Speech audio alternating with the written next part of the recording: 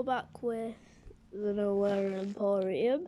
After reviewing my last video, I know that this writing is not backwards, so there you go, the Nowhere Emporium, Ross Mackenzie.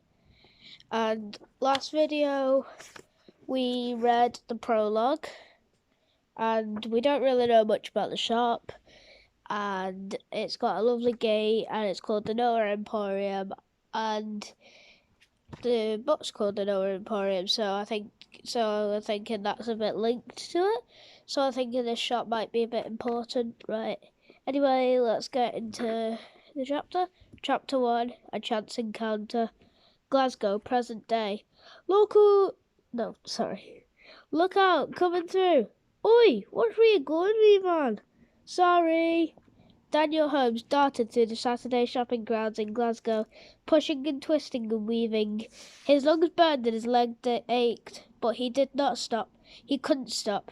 Spud Harper and his gang were chasing him, and everybody in the children's home knew that if Spud Harper was after you, you didn't slow down. Daniel wheeled left at a butcher's shop, almost slipping on a blood-red puddle. He turned into a narrow street lined with old buildings housing fashion bouquets, restaurants and coffee shops. Carved stone angels and gargoyles seemed to watch the street from high above. Daniel's head swung right to left. Where next? He wondered how far he was from the bus station. He imagined jumping on a bus and headed to the coast, where he would stow away on a boat and escape from Glasgow and St. Catherine's. Somewhere with no Spud Harper would be nice. Not crying for your dad, Spud yelled from him somewhere in the back among the crowds. You were wailing like a baby in your sleep last night. The whole home heard you. Daddy, Daddy, don't die, Daddy. Ha ha. Don't worry, wee man. We're through with you. You'll have something else to cry about. Spud and his gang were bigger than Daniel, and faster and stronger. Sooner or later they'd catch him. He sprinted across the street, jinked into the nearest shop, and slammed the heavy door shut. He clutched at his chest and watched through the darkened glass of the door, crouching out of sight. He could hear Spud's gang shouting as they thundered past.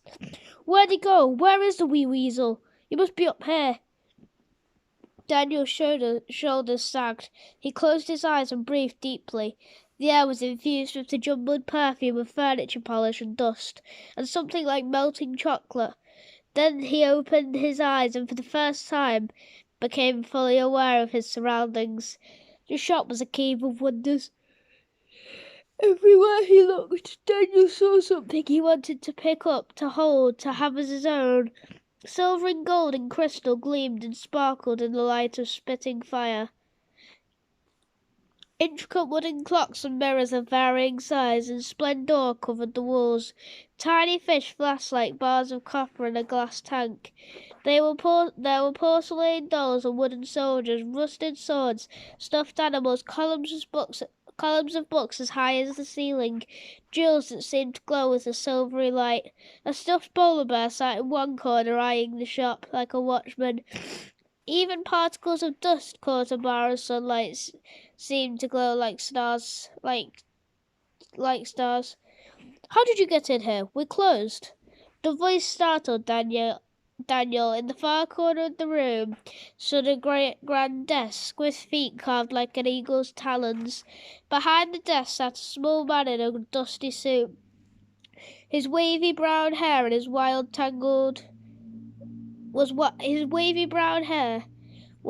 and tangled, falling over his handsome face.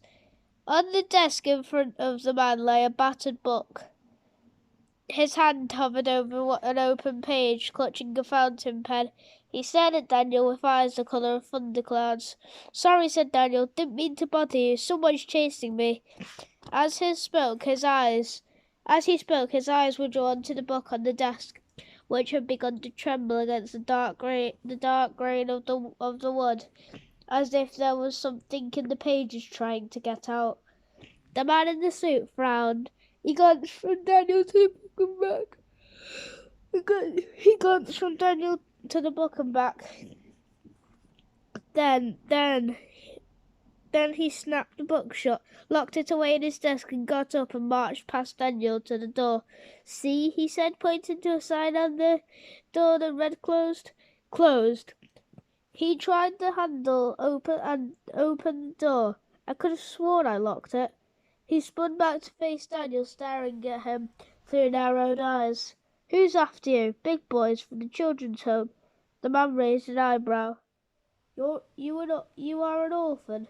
Daniel nodded. The fire snapped and crackled. "What happened to your parents?" said the man. Daniel thought this was an odd question for a stranger to ask, but he didn't want to be thrown back out into the streets, so he answered, "Dad was a fisherman, died at sea. Mum only lasted a couple of years after that." This seemed to satisfy the shopkeeper. "And why are these big boys after you?" he said. "There must be a reason." Daniel folded his arms. "Yeah, there is one. They're goons. Spud and his pals think they run the home. They take things from other kids, important things that remind us of their parents and stuff, and nobody ever stands up to them.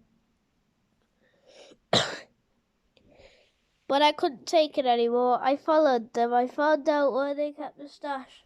I got everyone's stuff back. And I explained that if the other kids stick together, Spud and his gang can't get to them." Spud didn't like that. The little man in the dusty suit jutted out of his bottom lip and nodded, disguising a smile. "Ah, bullies, I see." He wandered around from behind his desk. "What is your name?" "Daniel Holmes." "Well, Daniel Holmes, I know how it feels to live life in the shadow of a bully. We have that in common." "Really?" "I'll tell you what, you can wait in here until you are sure Spud and his gang are gone." "Yes, sir, thank you." "It's no trouble," said the man in the suit. "Now, if you'll excuse me, I have business to attend to." He turned and wandered towards a velvet curtain of rich deep crimson at the back of the shop.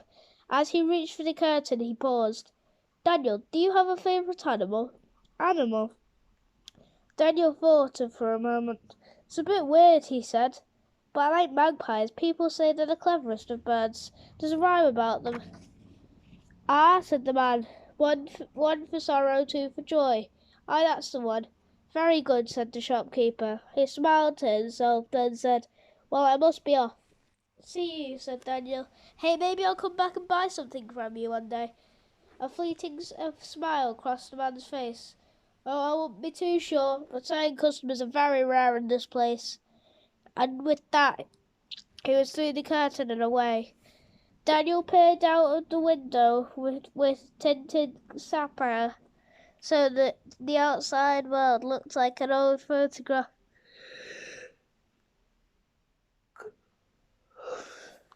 Grey Glasgow rain had begun to fall in fat drops.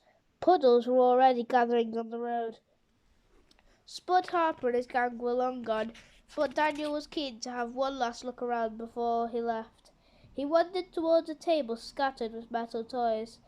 He picked up two soldiers imagining that one was himself and the other Spud Harper, and staged a fight between the two. Daniel's soldier was about to throw Spud off the table when something startled him. A soft fluttering sound. He dropped the toys.